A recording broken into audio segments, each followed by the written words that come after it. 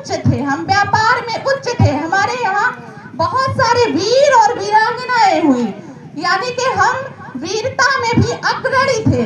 तो हम कहाँ चूक गए भाइयों? आज हमें विचार करने की आवश्यकता है कि हर चीज में अगर हम समृद्ध और अग्रणी होने के बाद हम कहाँ चूक गए, जो हमें आजादी के लिए निरंतर संघर्ष करना पड़ा।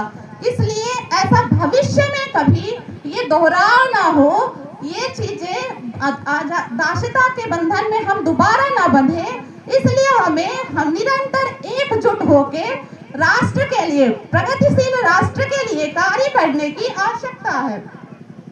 हिंदू सम्मेलन का मुख्य विचार समाज को एकजुट करना, सांस्कृतिक मूल्यों को मजबूत करना, सामाजिक समरसता लाना और राष्ट्र निर्माण में योगदान देना है। हिंदू माँ भारती के चरणों में अर्पित एक जीवंत तपस्या है।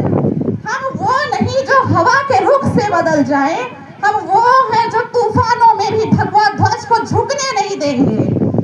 आज डंके के चोट पर यह कहने का समय आ गया है, हमारा लक्ष्य परम वैभव संपन्न भारत, हमारा मार्ग त्याग, तपस्या और अनुशासन, हमारी शक्ति संगठन और एकता है।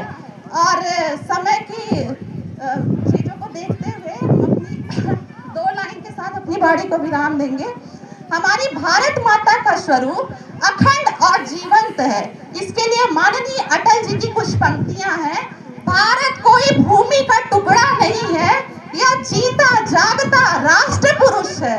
ये वंदन की धरती है, अभिनंदन की धरती है, ये तर्पण की भूमि है, ये अर्पण की भूमि है। इसकी नदी नदी हमारे लिए गंगा है और इसके कंकड़ कंकड़ हमारे लिए शंकर हैं। हम जिएंगे तो इस भारत के लिए और मरेंगे तो इस भारत के लिए, और मरने के बाद भी यदि गंगा जल में बहती हुई हमारी अस्थियों को कोई कान लगा के सुनेगा